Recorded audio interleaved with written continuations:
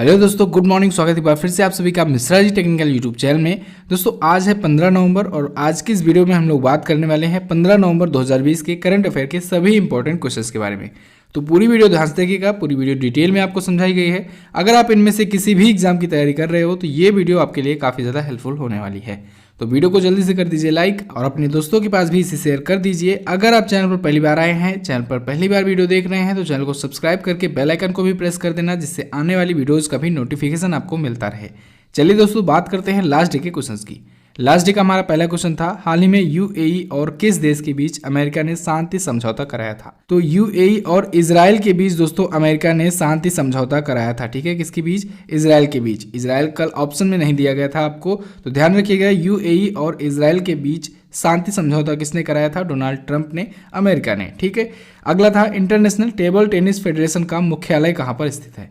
इसका हेडक्वार्टर है दोस्तों लाजेन, स्विट्जरलैंड में। चलिए अब बात करते हैं आज के दिन के पहले क्वेश्चन की। पहला क्वेश्चन है, हाल ही में किस राज्य ने मिशन रोजगार अभियान शुरू किया? तो अभी हाल ही में उत्तर प्रदेश राज्य सरकार ने दोस्तों मिशन रोजगार अभियान शुरू करने की घोषणा की है। तो आगे आने वाले दिनों में ये अभियान शुरू हो जाएगा, मिशन रोजगार अभियान। नाम से ही दोस्तों आपको पता चल रहा है कि इसका उद्देश्य यही होगा जिससे ज़्यादा से ज़्यादा लोगों को, युवाओं को रोजगार दिया जा सके। तो लोगों को, युवाओं को, बेरोजगारों को रोजगार देने के लिए ही ये अभियान चलाया जा रहा है। मुख्यमंत्री योगी आदित्यनाथ जी ने दिवाली के बाद से इस अभियान को शुरू करने की घोषणा की थी और ये मार्च तक अभियान चलाने की भी घोषणा की थी। मार्च तक इनका लक्ष्य है कि 50 लाख बेरोजगारों को नौकरियां दी जाए। कितने? 50 लाख बेरोजगारों को नौकरियां दी जाएंगी मिशन रोजगार अभियान के तहत। तो उत्तर प्रदेश राज्य सरकार ने मिशन रोजगार अभियान शुरू किया है। ठीक है, अब इसका जो स्ट्रक्चर है वो पूरी तरीके से तैयार है और ये स्ट्रक्चर जो है वो औद्योगिक विकास आयुक्त के तहत चलाया जाएगा। क्लियर? अब आया है उत्तर प्रदेश। तो उत्तर प्रदेश से हम लोग रिवीजन करेंगे पिछले दिनों में कौन कौन से इंपॉर्टेंट क्वेश्चंस आए हैं करंट अफेयर से रिलेटेड। उत्तर प्रदेश सरकार ने दोस्तों प्रत्येक जिले में L2 लेवल के कोविड-19 हॉस्पिटल्स को खोलने की घोषणा की। कोविड-19 की 1 करोड़ टेस्टिंग करने वाला पहला राज्य बना था उत्तर प्रदेश। लखनऊ में सुपर स्पेशलिटी कैंसर सेंटर बनाया गया। उत्तर प्रदेश सरकार ने सेफ सिटी प्रोजेक्ट शुरू किया। मिशन शक्ति कार्यक्रम शुरू किया गया। नोएडा में भारत की सबसे खूबसूरत फिल्म सिटी दोस्तों बनाई जा रही है 1000 एकड़ की जमीन पर। नोएडा के एयरपोर्ट के लिए दोस्तों ज्यूरिख एयरपोर्ट से समझौता किया गया है जो कि स्विट्जरलैंड का है। 2019 में घरेलू पर्यटकों को आकर्षित करने में शीर्ष राज्य बनकर उभरा था उत्तर प्रदेश। और प्रधानमंत्री आत्मनिर्भर निधि, जिसे स्वनिधि योजना भी कहा जाता है, इसको लागू कराने में शीर्ष राज्य बना उत्तर प्रदेश। ये तो उत्तर प्रदेश से रिलेटेड कुछ करंट अफेयर के पॉइंट्स हो गए। अब हम लोग बात करेंगे स्टैटिक पॉइंट्स की। उत्तर प्रदेश देखिए दोस्तों, भारत के मैप में ये रहा उत्तर प्रदेश। लखनऊ है यहाँ की राजधानी। योगी आदित्यनाथ जी बीजेपी पार्टी से यहाँ के हैं करंट टाइम पर चीफ मिनिस्टर। गवर्नर है आनंदीबेन पटेल। दुधवा नेशनल पार्क और चंद्रप्रभा गेंद सेंचुरी ये है उत्तर प्रदेश में। उत्तर प्रदेश के हाईकोर्ट का नाम है इलाहाबाद हाईकोर्ट और इलाहाबाद हाईकोर्ट के चीफ जस्टिस कौन है? गोविंद माथुर। कौन है? गोविंद माथुर। उत्तर प्रदेश दोस्तों सबसे ज़्यादा 8 राज्यों से और 1 केंद्र शासित प्रदेश से अपना बॉर्डर शेयर करता है। किससे किससे? उत्तराखंड, हिमाचल प्रदेश, हरियाणा, राजस्थान, मध्य प्रदेश, बिहार, झारखंड और छत्तीसगढ़। तो 8 राज्यों से अपना बॉर्डर शेयर किया और दिल्ली नाम के केंद्र शासित प्रदेश से अपना बॉर्डर शेयर करता है। क्लियर है बिल्कुल? तो उत्तर प्रदेश ने मिशन रोजगार अभियान शुरू किया है। इस मिशन रोजगार अभियान के इस क्वेश्चन को सिर्फ क्वेश्चन समझकर मत चलिएगा। जो लोग यूपी से हैं खास करके वो लोग इसे गुड न्यूज़ समझ करके चलेंगे। बहुत ही अच्छा मौका है दोस्तों, 50 लाख नौकरियां आएंगी और इनमें से आपके लिए भी हज़ारों की संख्या में होंगी जॉब्स। तो इस वजह से अगर आप यूपी स्टेट से हैं और यूपी लेवल के एग्ज़ाम की तैयारी कर रहे हैं तो जी जान लगा दीजिए, मार्च के पहले पहले ये वैकेंसी फिलअप करने की घोषणा है। और आप लोग भी समझ ही रहिए क्योंकि 2022 में चुनाव आने वाला है यूपी का, तो चुनाव से पहले इनको रोजगार देना ही देना है वरना वोट नहीं पाएंगे। तो इस वजह से आपके पास बहुत ही अच्छा मौका है क्योंकि इसके बाद 3 से 4 सालों के बाद ही ऐसा मौका आपको मिलने वाला है। तो आप लोग पूरी मेहनत के साथ जुट जाइए और उत्तर प्रदेश के जो लोग हैं उनके लिए बहुत ही अच्छी खबर है ये, अगर वो मेहनत कर दिए तो उनका एग्ज़ाम पक्का निकल जाएगा। और दोस्तों आपको बता दें आज दिवाली धमाका का लास्ट दिन है ऑफर का। ये आखिरी मौका है आपके लिए, 50% का डिस्काउंट है सभी ई बुक्स पर। तो मौका हाथ से जाने मत दीजिए। यूपी स्पेशल जीके की भी ई बुक है हमारे एप्लीकेशन पर। तो यूपी स्पेशल जीके जिसमें करंट अफेयर यूपी से रिलेटेड है प्लस जीके का पूरा सब कुछ है, उस ई बुक को ही मात्र 10 रुपये में अभी परचेज कर सकते हो, उस पर भी डिस्काउंट है। सिर्फ आज के लिए मौका है, आप लोग जाइए, इस मौके का फ़ायदा उठाइए। ये मौका भी दोबारा आपको नहीं मिलने वाला है। चलिए बात करते हैं अगले क्वेश्चन की। नेक्स्ट है, हाल ही में कहां पर QRSAM मिसाइल का सफलतम परीक्षण किया गया? तो अभी हाल ही में दोस्तों चांदीपुर उड़ीसा में किया गया QRSAM मिसाइल का सफलतम परीक्षण। अब ये QRSAM मिसाइल क्या होता है? इसका फुल फॉर्म होता है quick reaction surface to air missile.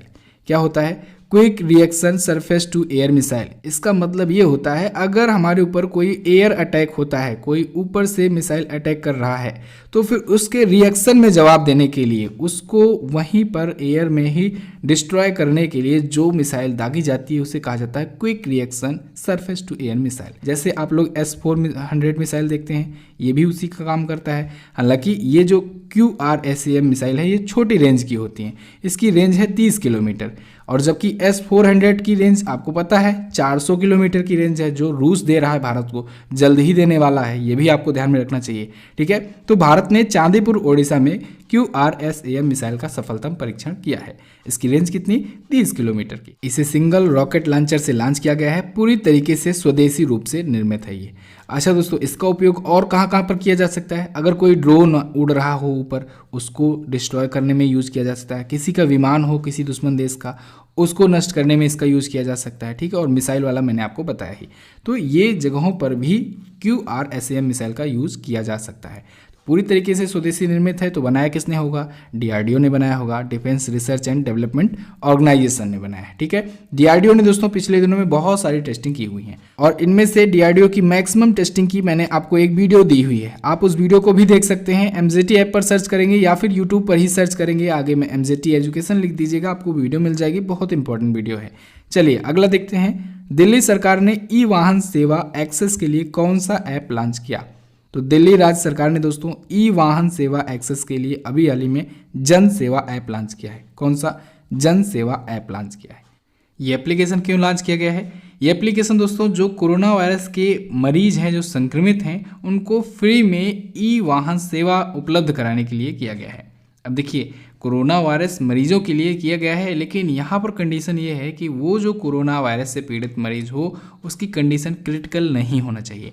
यानी जो हल्के फुल्के सिम्टम्स वाले मरीज हों उनको फ्री में ई वाहन सर्विस प्रोवाइड करने के लिए ये जन सेवा ऐप लॉन्च किया गया है। तो इस ऐप के माध्यम से वो कभी भी अपने पास मंगवा सकते हैं एम्बुलेंस वगैरह, ठीक है, जिससे उनको स्वास्थ्य सुविधाओं के लिए पहुंचाया जा सके हॉस्पिटल, बिल्कुल फ्री में। इस ऐप को दोस्तों ईवेरा नाम का एक दिल्ली NCR में एक कैब है, उसकी सर्विसेज के साथ मिल करके ये लॉन्च किया गया है। अच्छा, दिल्ली आया है। दिल्ली से बहुत ही फेमस अभियान अभी हाल ही में चला था, आपको याद होना चाहिए, रेड लाइट ऑन गाड़ी ऑफ अभियान। वो प्रदूषण से बचने के लिए, पर्यावरण प्रदूषण को कम करने के लिए लॉन्च किया गया था, याद रखना आपको। अगला, पैनासोनिक ने किसे अपना नया CEO नियुक्त किया? तो पैनासोनिक ने दोस्तों अभी हाल ही में अपना नया CEO, चीफ एग्जीक्यूटिव ऑफिसर नियुक्त किया यूकी कुसुमी को। किसे? यूकी कुसुमी को। पैनासोनिक कौन है? एक मोबाइल कंपनी है पैनासोनिक, और इसके नए CEO अब यूकी कुसुमी होंगे। किसकी जगह पर आए हैं? ये आए हैं काजुहरो त्सुगा की जगह पर। किसकी जगह पर? काजुहरो त्सुगा की जगह पर। क्लियर? ये अपना पद ग्रहण करेंगे 1 अप्रैल से। 1 अप्रैल 2021 से अपना पद ये ग्रहण करेंगे, नियुक्ति हो चुकी है। पैनासोनिक कंपनी के बारे में बात करें, इसकी स्थापना दोस्तों हुई थी 1918 में। हालांकि तब ये दूसरे नाम से स्थापित की गई थी, तब इसका नाम था मात्सुशिता इलेक्ट्रिक मैन्युफैक्चरिंग वर्क्स, लेकिन फिर बाद में इसका नाम चेंज करके पैनासोनिक किया गया है। इसका हेडक्वार्टर है जापान में, जापान की ये कंपनी है। नेक्स्ट बात करते हैं। अगला, हाल ही में किसने दुनिया के सबसे कम उम्र के लेखक होने का रिकॉर्ड बनाया? तो अभी हाल ही में दोस्तों अभिजीता गुप्ता ने, किसने? अभिजीता गुप्ता ने दोस्तों सबसे कम उम्र के लेखक होने का एक नया और अद्भुत रिकॉर्ड बनाया है। ये जो इमेज में दिख रही हैं आपको अभिजीता, इनकी उम्र है महज 7 वर्ष। 7 वर्ष की उम्र में इन्होंने इंटरनेशनल बुक ऑफ रिकॉर्ड्स के द्वारा विश्व के सबसे कम उम्र के लेखक के रूप में अपना नाम दर्ज कराया हुआ है। अब देखिए, इनका नाम इंटरनेशनल बुक ऑफ रिकॉर्ड्स में विश्व के सबसे कम उम्र के लेखक के रूप में शामिल हुआ, जबकि एशिया बुक ऑफ रिकॉर्ड्स में इन्हें ग्रैंड मास्टर इन राइटिंग का भी खिताब दिया गया। तो दोनों आपको याद रखना है, एशिया बुक ऑफ रिकॉर्ड्स में ग्रैंड मास्टर इन राइटिंग का खिताब और इंटरनेशनल बुक ऑफ रिकॉर्ड्स में विश्व की सबसे कम उम्र की लेखक होने का रिकॉर्ड अभिजीता गुप्ता। ठीक है, इनकी पुस्तक एक लिखी गई है हैप्पीनेस ऑल अराउंड। तो हैप्पीनेस ऑल अराउंड जो बुक है वो इमेजेस के साथ इन्होंने बनाई हुई है, लिखी हुई है, डिज़ाइन की हुई है और ये बुक काफ़ी ज़्यादा फेमस हुई और इस वजह से इनको मिला है ये अवार्ड। तो इस बुक का भी नाम याद रखना है, हैप्पीनेस ऑल अराउंड। क्लियर। अगला है विश्व मधुमेह दिवस कब मनाया जाता है, वर्ल्ड डायबिटीज डे। तो ये दोस्तों मनाया जाता है 14 नवंबर को, प्रत्येक वर्ष 14 नवंबर को मनाया जाता है वर्ल्ड डायबिटीज डे। क्यों मनाया जाता है? डायबिटीज रोग की रोकथाम के लिए, इसके बारे में अवेयरनेस फैलाने के लिए और इसके उपचार के बारे में लोगों को बताने के लिए मनाया जाता है डायबिटीज डे 14 नवंबर को। किसके द्वारा मनाया जाता है? WHO के द्वारा, वर्ल्ड हेल्थ ऑर्गेनाइजेशन के द्वारा मनाया जाता है। अच्छा, कब से मनाया जाना शुरू हुआ? तो ये मनाया जाना शुरू हुआ 2006 से। दोस्तों कोई भी डे आता है मैं आपको ये भी बताता हूँ कि कब से मनाया जाना शुरू हुआ, क्योंकि ये भी एग्जाम्स में पूछे जाते हैं। ज़्यादा नहीं पूछे जाते हैं, लेकिन कभी कभी जब एग्जामिनर को टफ करना होता है क्वेश्चन, वो ये भी क्वेश्चन पूछ सकता है कि कब से मनाया जाना स्टार्ट हुआ है। एक और टाइप का क्वेश्चन बनता है इस टाइप के क्वेश्चन में कि इसे क्यों मनाया जाता है इसी दिन। तो दोस्तों विश्व मधुमेह दिवस यानी वर्ल्ड डायबिटीज डे को 14 नवंबर को इसलिए मनाया जाता है क्योंकि 14 नवंबर 1991 को 1991 को अंतर्राष्ट्रीय मधुमेह महासंघ की इंटरनेशनल डायबिटीज फेडरेशन की स्थापना हुई थी इसी दिन। इस वजह से भी ये मनाया जाता है। इसकी थीम भी रखी गई है इस बार। क्या है थीम? थीम है 2020 की द नर्स एंड डायबिटीज। क्या? The nurse and diabetes. अब देखिए डे एंड थीम से आपको कितने टाइप के क्वेश्चंस मिल गए। सबसे पहला तो कब मनाया जाता है, बहुत ही सिंपल। दूसरा क्यों इसी दिन मनाया जाता है। तीसरा कब से मनाया जाना शुरू हुआ। चौथा अगर थीम है, थीम रखी गई है तो थीम क्या है। ठीक है, और एक टाइप का और कभी कभी बन जाता है क्वेश्चन कि किस महापुरुष की जयंती पर यह दिवस मनाया जाता है। जैसे कि 14 नवंबर को बाल दिवस मनाया जाता है। अभी हम लोग आगे की को डिस्कस करेंगे डिटेल में। ठीक, तो बस इतने ही टाइप से क्वेश्चन बन सकते हैं इंपॉर्टेंट डे एंड थीम से। चलिए बात करते हैं अगले क्वेश्चन की। हाल ही में किसने अंतर्राष्ट्रीय बाल शांति पुरस्कार जीता? तो अभी हाल ही में अंतर्राष्ट्रीय बाल शांति पुरस्कार जीता दोस्तों सआदत रहमान ने। किसने? सआदत रहमान ने। सआदत रहमान है दोस्तों बांग्लादेश के। कहाँ के?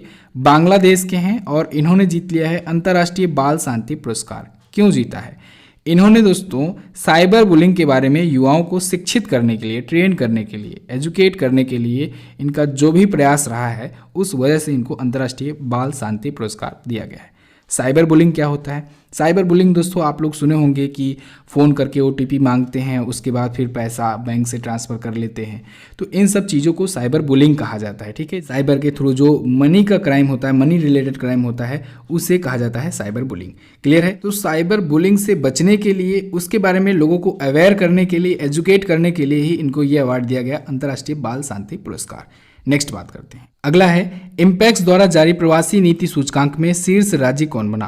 तो इम्पैक्स द्वारा दोस्तों अभी हाल ही में प्रवासी नीति सूचकांक जारी किया गया है, जिसमें टॉप स्टेट है केरल। टॉप पर है केरल, सेकंड पर है गोवा, थर्ड पर राजस्थान है और चौथे पर है आंध्र प्रदेश। इस इंडेक्स में, इस रिपोर्ट में क्या बताया गया है? इस रिपोर्ट के अनुसार ये बताया गया है कि कौन सा राज्य है कितना ज़्यादा सक्सेस रहा है अपने जो प्रवासी रहते हैं, जो माइग्रेंट्स रहते हैं, उनको एकीकृत करने में, उनको इंटीग्रेट करने में कौन सा राज्य कितना ज़्यादा सक्सेस रहा है। अच्छा, इस रिपोर्ट का नाम है इम्पैक्स 2019। क्या? इम्पैक्स 2019 है पूरा नाम इसका, प्रवासी नीति सूचकांक 2019। इसे भी याद रखिएगा। इसके तहत बताया गया है कि भारत के सभी 28 राज्यों में और बाकी के यूनियन टेरिटरीज में दोस्तों टॉप पर है केरल, और जबकि दिल्ली का स्थान, दिल्ली जो यूनियन टेरिटरी है, ये सबसे नीचे पर आता है। ठीक है, सबसे खराब प्रदर्शन इसका रहा है दिल्ली का। ओके, चलिए अब केरल आया है। केरल से पहले हम लोग रिवीजन करते हैं कुछ करंट अफेयर्स के पॉइंट, उसके बाद रिवाइज करेंगे स्टैटिक पॉइंट। तो पब्लिक अफेयर्स सेंटर की लिस्ट में भारत का सर्वश्रेष्ठ शासित राज्य भी केरल बना था। सब्जियों के लिए बेस प्राइस फिक्स करने वाला पहला राज्य बना। पूरी तरह हाईटेक क्लासरूम चलाने वाला पहला राज्य बना। केरल हाईकोर्ट की पहली महिला मुख्य न्यायाधीश के ऊषा का निधन हुआ। गैर संक्रामक रोगों की रोकथाम और नियंत्रण के लिए UNIATF पुरस्कार केरल को ही दिया गया। साथ ही साथ केरल पर्यटन ने PATA ग्रैंड अवार्ड भी जीता है। इसे भी आप लोग याद रखिएगा। हम लोग बात करते हैं केरल के बारे में स्टैटिक पॉइंट्स की। केरल की राजधानी तिरुवनंतपुरम। केरल देख लीजिए यहाँ पर है मैप में इंडिया के। पिनरई विजयन यहाँ के हैं चीफ मिनिस्टर। गवर्नर है आरिफ मोहम्मद खान। पेरियार वन्यजीव अभ्यारण्य, पेरियार नदी और इडुक्की परियोजना यहीं पर है, केरल में ही है। केरल को दोस्तों मसालों का बगीचा भी कहा जाता है। केरल हाईकोर्ट के बारे में अगर बात की जाए, केरल हाईकोर्ट के करंट टाइम पर चीफ जस्टिस हैं S मणिकुमार। कौन है? S मणिकुमार। नेक्स्ट बात करते हैं। अगला है प्रत्येक वर्ष 14 नवंबर को राष्ट्रीय बाल दिवस किसकी जयंती पर मनाया जाता है? तो प्रत्येक वर्ष 14 नवंबर को दोस्तों राष्ट्रीय बाल दिवस मनाया जाता है जवाहरलाल नेहरू जी की जयंती पर। जवाहरलाल नेहरू जी भारत के प्रथम प्रधानमंत्री थे और भारत के सबसे ज़्यादा कार्यकाल वाले प्रधानमंत्री भी यही हैं। सबसे ज़्यादा कार्यकाल इन्हीं का रहा है। 17 वर्षों के आसपास इनका कार्यकाल रहा था। ठीक है, तो भारत के पहले और सबसे ज़्यादा कार्यकाल वाले प्रधानमंत्री के जन्मदिन पर राष्ट्रीय बाल दिवस मनाया जाता है प्रत्येक वर्ष 14 नवंबर को। कब से मनाया जाना शुरू हुआ? 1964 से। 1964 से ये मनाया जाना शुरू हुआ है। ओके, जवाहरलाल नेहरू जी दोस्तों चाचा नेहरू के नाम से जाने जाते थे और बच्चों के प्रति इनका बड़ा लगाव था। इस वजह से इन्होंने अपनी जयंती को बच्चों को समर्पित किया और राष्ट्रीय बाल दिवस मनाने की घोषणा की। अच्छा, ये तो हुआ राष्ट्रीय बाल दिवस। इसी महीने में दोस्तों मनाया जाता है विश्व बाल दिवस। विश्व बाल दिवस मनाया जाता है 20 नवंबर को। याद रखिएगा, 20 नवंबर को मनाया जाता है विश्व बाल दिवस। और हमारे भारत का बाल दिवस कब मनाया जाता है? 14 नवंबर को। चलिए अब नवंबर मंथ के इंपॉर्टेंट डेज को हम लोग रिवाइज करते हैं। 1 नवंबर को दोस्तों विश्व शाकाहारी दिवस। 5 नवंबर को विश्व सुनामी जागरूकता दिवस। 7 नवंबर को मनाया गया राष्ट्रीय कैंसर जागरूकता दिवस। और 4 फरवरी को दोस्तों याद रखिएगा यहीं से विश्व कैंसर दिवस। 8 नवंबर को विश्व रेडियोग्राफी दिवस। 9 नवंबर को राष्ट्रीय कानूनी सेवा दिवस और उत्तराखंड का स्थापना दिवस होता है। 2000 में स्थापना हुआ था, अलग हुआ था उत्तर प्रदेश से। 11 नवंबर को राष्ट्रीय शिक्षा दिवस मौलाना अबुल कलाम आज़ाद जी की जयंती पर। 12 नवंबर को विश्व निमोनिया दिवस और लोक सेवा प्रसारण दिवस। 13 नवंबर को राष्ट्रीय आयुर्वेद दिवस धनतेरस को मनाया जाता है प्रत्येक वर्ष। इस बार मनाया गया 13 नवंबर को। और 13 नवंबर को विश्व दयालुता दिवस। इतने इंपॉर्टेंट डेज हैं, इनको आपको याद रखना है नवंबर मंथ से इससे पहले की। क्लियर? और 14 नवंबर को 2 दिवस मैंने आपको बताया क्या क्या, भारतीय बाल दिवस या राष्ट्रीय बाल दिवस और विश्व मधुमेह दिवस यानी वर्ल्ड डायबिटीज डे। क्लियर? अगला है किस राज्य में दुनिया का सबसे बड़ा खिलौना संग्रहालय बनाया जाएगा? तो दोस्तों गुजरात में दुनिया का सबसे बड़ा खिलौना संग्रहालय बनाया जाएगा। हालांकि इसको बनने में अभी 5 साल लग जाएंगे। 5 वर्ष में ये बनकर के तैयार होगा। इसके लिए 1500 करोड़ रुपए खर्च किए जाएंगे। कितने? 1500 करोड़ रुपए खर्च किए जाएंगे। और ये 11 लाख खिलौनों से भरा होगा। इसमें कितने खिलौने होंगे? 11 लाख खिलौने होंगे।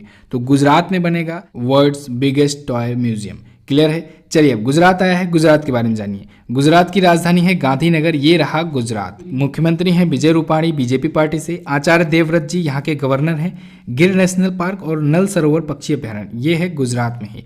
गुजरात की तटीय सीमा दोस्तों भारत के किसी भी राज्य की तटीय सीमा से सबसे ज़्यादा है। तो भारत में सबसे ज़्यादा तटीय सीमा वाला राज्य है गुजरात। गुजरात के चीफ जस्टिस की बात करें तो यहाँ के चीफ जस्टिस हैं विक्रम नाथ। गुजरात अपना बॉर्डर शेयर करता है राजस्थान से, मध्य प्रदेश से और महाराष्ट्र से। दोस्तों महाराष्ट्र से ही अलग हुआ था गुजरात। कब? 1 मई 1960 को महाराष्ट्र और गुजरात अलग हुए थे 1 मई 1960 को। तो बस दोस्तों फिलहाल आज के दिन की वीडियो में बस इतना ही। वीडियो पसंद आई है तो वीडियो को लाइक कर दीजिए, अपने दोस्तों के पास इसे शेयर कर दीजिए। चैनल पर नए आए हैं तो चैनल को सब्सक्राइब करके बेल आइकन को प्रेस कर देना, जिससे आने वाली वीडियोस का भी नोटिफिकेशन आपको मिल जाए। और एक बार फिर से मैं आपको रिमाइंड कराना चाहूँगा कि आज आखिरी दिन है, आखिरी मौका है इस ऑफर का फ़ायदा उठाने का। दिवाली धमाका ऑफर का 50% तक की छूट है सभी ई बुक्स पर। जाइए परचेज कीजिए और अपनी पढ़ाई को कंटिन्यू कीजिए। मैं चाहता हूं कि हमारे जितने भी व्यूअर हैं सभी के पास एक बार ई बुक एटलीस्ट पहुंचे जरूर। तो बहुत ही अच्छा मौका है, ये मौका दोबारा नहीं आएगा। आप लोग जाइए, कोई भी प्रॉब्लम आती है आप व्हाट्सएप नंबर दिया गया है वहाँ से कॉन्टैक्ट कर सकते हैं, आपके पास उनका रिप्लाई ज़रूर आएगा।